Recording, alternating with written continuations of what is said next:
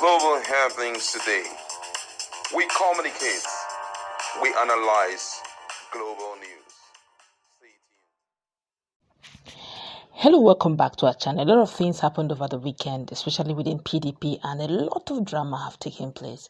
Of course, while Wike was holding the Congress in Cross River State, Calabar, a proper national Congress was holding somewhere in the north where Bala Mohammed was there present, and a full rally. When I mean Congress, you can hold it in the hall, took place. And of course, a lot of things happened. Wike literally dared the PDP, NWC, saying that this Congress has held and no other Congress will hold in South-South region.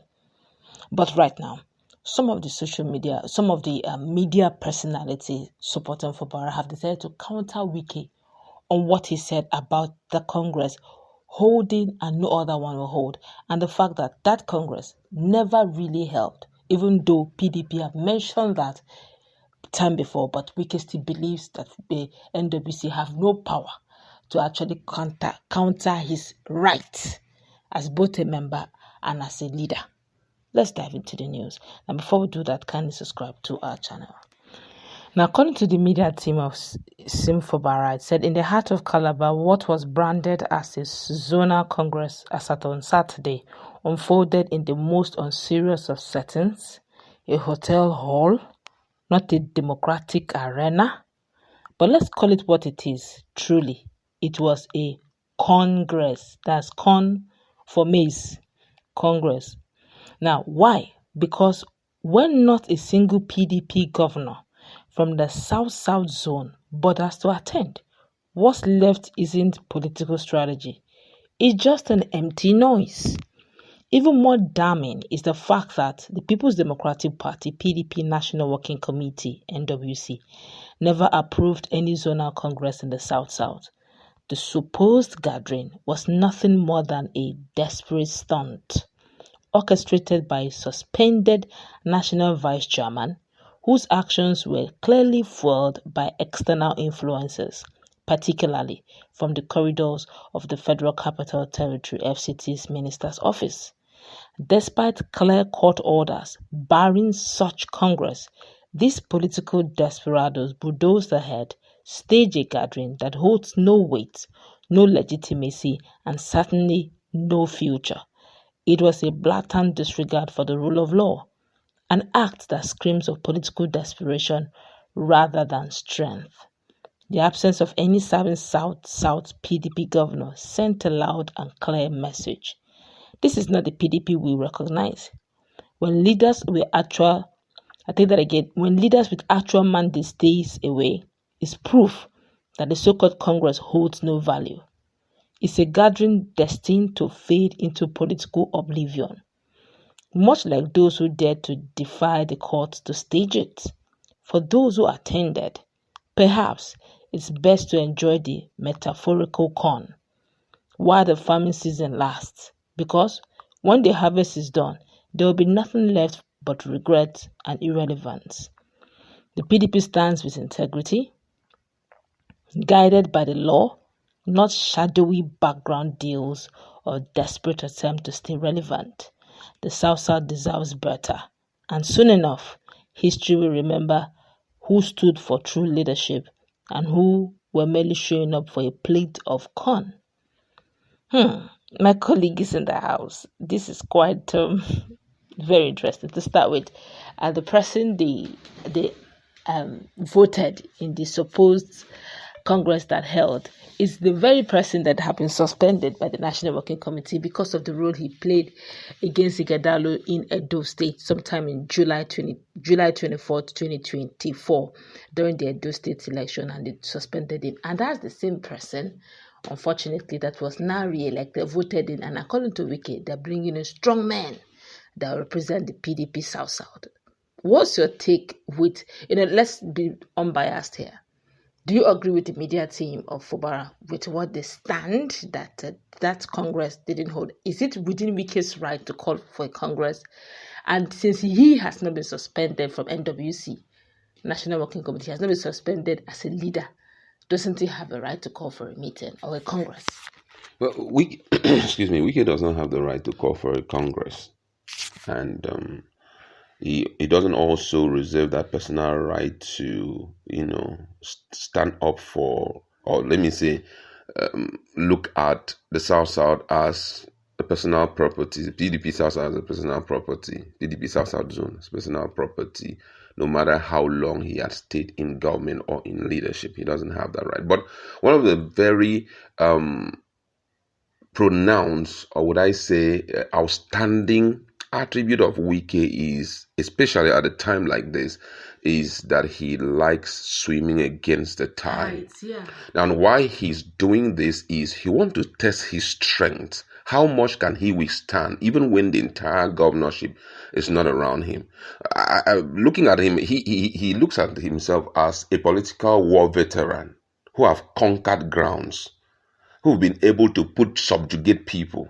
So this whole thing is a new set of political strategy that he wants to roll out. But is he above? Are you saying now that he's above PDP? Because all this doesn't make any reasonable sense if you ask me. It's just me. It doesn't make any reasonable sense, but for him, he wants to start up something. Unfortunately, PDP seems to PDP seems to be watching. PDP is like a fan now, watching how Wike is playing around in the arena of politics, even in their own ground. They are fans now. They are just sitting back to watch him. They have stopped him. Yeah, they've stopped him. But what's the legal implication of that?